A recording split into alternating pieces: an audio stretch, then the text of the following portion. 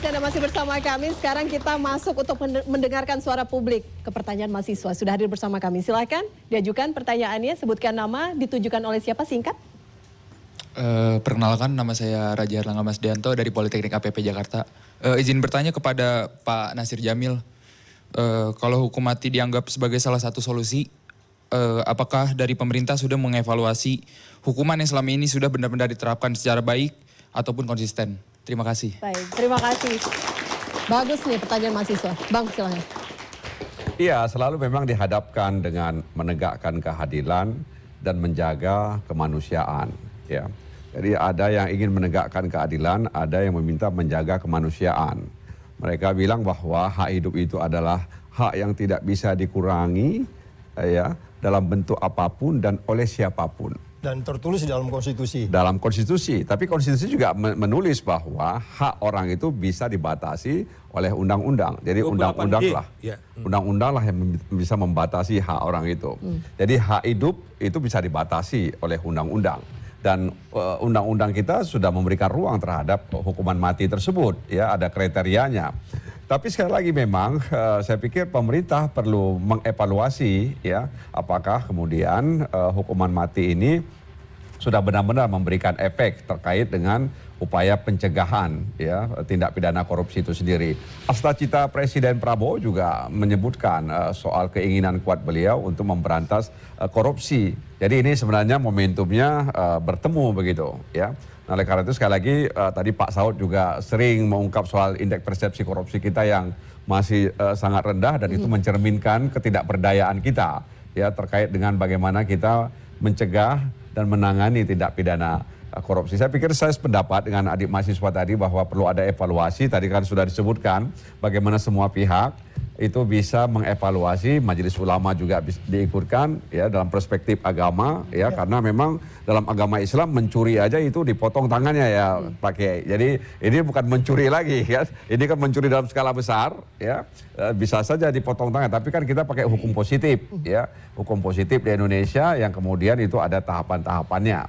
Saya pikir Mahkamah Agung yang perlu kita minta ya bagaimana minta pertanggungjawaban ya terkait dengan peraturan Mahkamah Agung nomor 1 tahun 2020 itu ya apakah hakim-hakim punya keberanian untuk melakukan itu ya tapi sekali lagi kalau kita tanya hakim tergantung tuntutan daripada penuntut ya terkait dengan kasus-kasus tindak pidana korupsi tadi itu. Jadi sekali lagi ya sebenarnya hakim juga bisa memutuskan di luar tuntutan itu ya Prof ya. Kalau dia melihat ada rasa keadilan yang harus dia tegakkan demi ketuhanan yang Maha Esa tadi itu. Begitu. Terima kasih Bang Nasir. Saya ke Bang Saur dari @_wongdeso. Ini sekaligus untuk closing statement ya Bang ya. Setelah menjawab pertanyaan ini langsung closing statement. Bang Saur, menurut Anda apakah anggota DPR bisa dikatakan takut mengesahkan undang-undang perampasan aset karena koalisi pemerintahan hampir semua partai bergabung? Kalau niat, bukankah seharusnya cepat selesai? Setidaknya kan RUU perampasan aset ini 15 tahun berada di legislatif. Bahkan Pak Nasir mungkin sudah hampir 5 periode ya, 4 periode. Kemudian jadi ini juga sudah lama jadi isunya. Nah, itu adalah fakta yang tidak terbantahkan. Nah, sekarang momentumnya saya kira bahwa kita apresiasi sekarang teman-teman DPR sudah sudah mempercepat ini momentum. Nggak ada, kita akan tunggu. Amerika aja saya searching 46 kiai hukuman mati dilakukan. Jepang yang kita bayangkan yang budaya yang sedemikian rupa itu melakukan hukuman mati tahun 2026.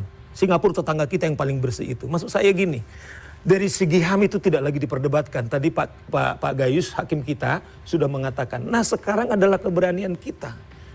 Kita berharap dengan RUU perampasan aset ini nanti kita masih berharap masih banyak jaksa yang baik. Bila perlu kita potong-potong ini yang ada ini Pak Nasir, kemudian polisi-polisi ini saya kemarin itu misalnya saya udah minta kalau toh kita mau nonaktifan, Kapolri nonaktifkan, Jaksa Agung, Panglima TNI, Menhankam dalam konteks Jampitsus karena mereka ini juga ada keterlibatan tentara. Yang sekarang Panglima TNI tidak pernah berbicara. Sebagai komitmen kita menjaga apa? Negara ini bukan milik Presiden, bukan milik Pak Nasir, bukan milik Pak Kiai. Tapi rakyat semua yang berdaulat karena uang mereka lah, pajak-pajak mereka lah yang dirampas. Sebab gini Fir, seorang pengangguran Fira, tidak laku status pengangguran itu kemudian pajaknya, seandainya dia punya motor, dia datang ke kantor pajak, tolong tahun ini pajak saya nggak dibayar. Bang, mohon maaf dipersingkat. Nah oleh karena itu maksud saya, teman-teman di DPR, saya apresiasi kepada Nasir salah satu yang mau hadir ke sini.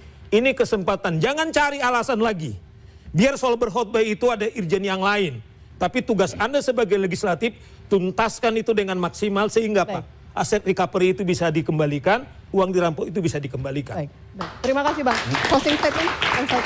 Ya, di banyak tempat saya berulang-ulang mengatakan memberantas korupsi kalau nggak pakai teori pasti sesat. Teorinya apa? Semua teori. Teori psikologi, teori fisika, teori kimia, teori hukum, semua teori. Nah, ketika kita bicara teori, Anda akan bicara discourse, Anda akan bicara wisdom, Anda akan bicara knowledge, Anda akan bicara sesuatu yang sangat strategik dan sustain. Bukan karena gebrak. Ya kan, bukan begitu. Itu sebabnya kita mengatakan marilah kita duduk untuk kemudian menyasar variabel-variabel yang sangat kompleks ini secara jujur melihat satu-satu. Jangan Anda bilang bahwa MBG dan Koperasi Merah Putih nggak merupakan pintu yang akan menurunkan indeks persepsi korupsi loh. Udah terbukti loh. Ya orang paling dekat dengan presiden loh. Nah, jadi artinya mungkin karena dia nggak pakai teori psikologi, dia nggak pakai teori manajemen. Teori manajemen itu ya check and balance. Nggak mungkin anak buah diberi kayak begitu aja. Baru kemudian teori konflik of interest. Ya kan, itu yang nggak bisa kita selesaikan di negeri kita. Jadi mari sama-sama duduk sesuai dengan profesi kita tadi dari sisi agama. Itulah yang akan kita menjadi lebih wisdom menyelesaikan pemberantasan korupsi yang saya bilang tadi itu kelihatan bukan karena nggak suka gitu loh. Karena ada bukti banyak. Kasus Nadiem, kasus Tom Lembong, itu di belakangnya tuh isunya dendam. Makanya itu yang saya bilang, saya katakan jangan melakukan pemberantasan korupsi hanya karena memang favoritism dan taking side, memihak, itu nggak boleh. Baik. Tuhan tuh lebih adil. Baik. Pasti akan ketemu. Baik. Gitu. Oke. Terima kasih Bang. Oke. Jadi apa yang kita diskusikan ini justru saya berpikir ini memperkuat tesis saya. Jadi yang pertama, hukuman mati mungkin bisa dijustifikasi, betul tidak melanggar hak asasi manusia karena di situasi-situasi tertentu. Tapi pertanyaannya apakah Indonesia cukup umur untuk mengimplementasikan hukuman mati untuk koruptor. Tadi deskripsinya tadi, misalnya Bang Saur mengatakan ada orang korupsi karena keterpaksaan, karena sistem, kemudian bicara soal nilai yang belum siap. Ilustrasi sederhana kita lihat saja, dari jaksa misalnya. Jaksa yang menuntut korupsi, hukuman mati ternyata korupsi juga. Hakim dari pengadilan negeri, pengadilan tinggi, Mahkamah Agung, sampai Mahkamah Konstitusi pernah dipidana korupsi juga. Nah ini menunjukkan infrastruktur hukum bukan hanya rules-nya, tetapi juga manusianya belum cukup umur untuk implementing capital punishment, hukuman mati untuk korupsi. Oke, baik. Terima kasih Bang Aris. Ya. Bang Nasir. Ya, saya pikir kita perlu perlu untuk mengevaluasi dan tidak mempertentangkan dua hal tadi itu, bahwa seolah-olah hukuman mati itu melanggar hak asasi manusia. Dan ini saya pikir kalau kita pertentangkan terus, kita tidak akan selesai menyelesaikan pekerjaan rumah bangsa ini terkait dengan upaya penindakan kasus-kasus tindak pidana korupsi. Saya pikir begitu. Baik, terima kasih Bang Nasir. Closing statement-nya. Pak Kiai, silakan. Saya pikir clear ya diskusi malam ini bahwa hukuman mati tidak melanggar HAM. Disahkan di konstitusi kita dan juga di dunia. Yang saya menjadi pola pikir yang belum selesai dari diskusi ini adalah yang saya pahami hukum dan hukuman itu karena tidak kondusif. Jadi kalau mau membuat hukum nunggu kondusif, sebenarnya kalau udah kondusif nggak butuh hukum.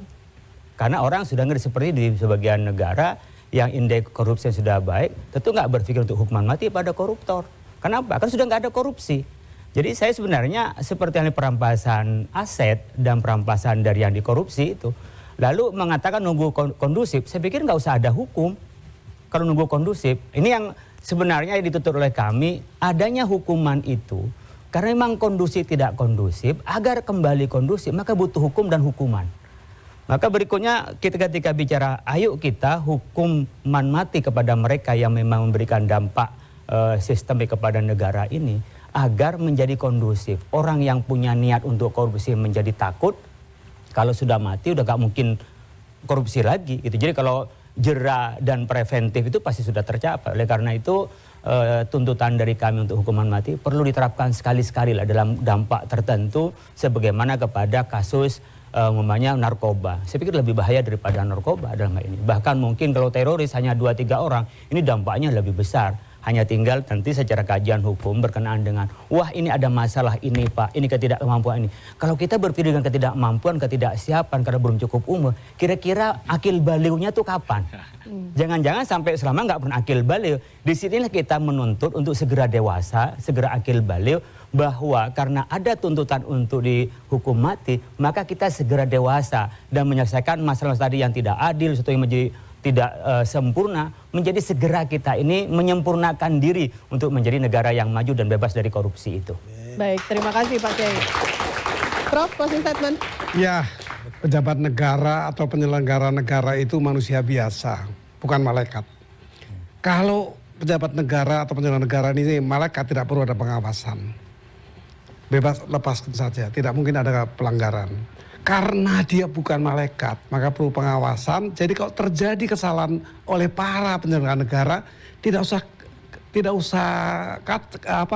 kaget atau kacau, manusia biasa. Jadi jangan mengharapkan pejabat harus bersih sebersih-bersihnya baru negara ini aman. Tidak. Negara ini tidak, negara dimanapun tidak akan pernah aman seaman-amannya karena manusia biasa. Jadi kalau dia terjadi pelanggaran ya biasa dibenahin, diperbaiki. Bukan lalu menjadi pesimis, kita lalu mau apa kalau pejabatnya pun begitu. Tidak seperti itu pandangan saya. Baik, terima kasih Prof. Closing statement-nya. Mohon pause untuk narasumber kami malam hari ini. Saya tutup diskusi kita. Korupsi menuntut hukuman yang tegas, namun dibalik tuntutan hukuman mati ada batas keadilan yang harus tetap jelas. Sebab pada akhirnya yang dibutuhkan bukan hanya hukuman yang keras, tetapi penegakan hukum yang tuntas. Saya Elvira Khairunisa. Kita jumpa lagi pekan depan di Head to Head with Elvira. Selamat malam.